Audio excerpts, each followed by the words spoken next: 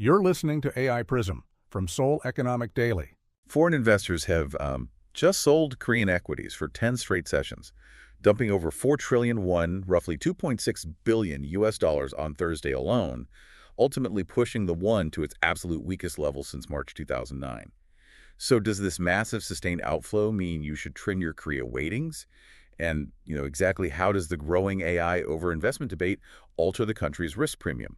It's Friday, July 3. Here's why global investors are paying attention to Korea today. Well, foreign investors actually net sold 10 consecutive sessions of hashtag co-SPI shares. Yeah, 4 trillion won, which is roughly $2.6 billion, rapidly exited the main board Thursday. Exactly. And the won closed at an incredibly brutal 1,555.8 per US dollar. Though Vice Finance Minister Heo Jae's stabilization pledge and suspected Tokyo intervention pulled the won back to 1,548 in night trading. Right, but the broader AI repricing across global markets heavily strained the Korean currency today. Oracle just guided their fiscal 2027 capital spending to a massive 90 to 95 billion US dollars. And Meta concurrently projected up to 145 billion US dollars in its own capital spending this year. Honestly, $145 billion in hyperscaler spending acts exactly like building an expensive superhighway before the physical cars actually arrive today.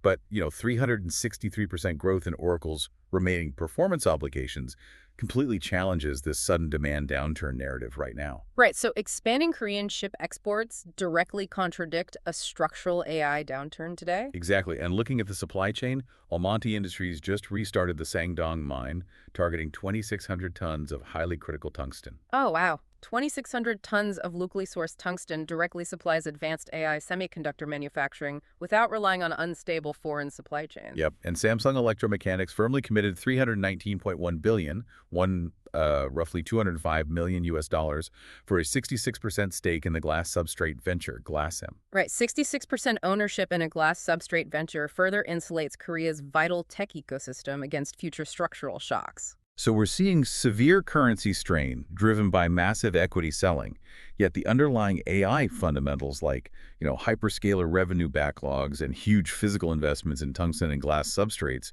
seem structurally solid. Yeah. How do you reconcile this panic with the actual data to determine your next move?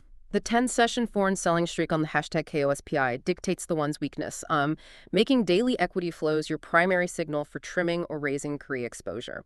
Oracle and Meta shift the market's focus to monetization speed, but, firm Korean chip export growth indicates an intact AI cycle rather than a structural demand downturn. Right. Therefore, while the country risk premium faces short-term currency volatility, Korea's rising supply chain relevance in tungsten and glass substrates increases its long-term strategic valuation. Before we wrap up, there is one fascinating new metric to watch as you evaluate this AI superhighway. CME Group's planned compute futures launching this year will provide the first exchange-traded price signal for AI capacity, giving you a totally fresh lens to measure if hyperscaler spending truly matches real-world demand. That's today's AI PRISM Global Investors. This episode was produced with AI assistance based on Seoul Economic Daily reporting and reviewed by a human editor. AI PRISM is a IFRA award-winning series. We'll be back tomorrow. You've been listening to AI PRISM from Seoul Economic Daily.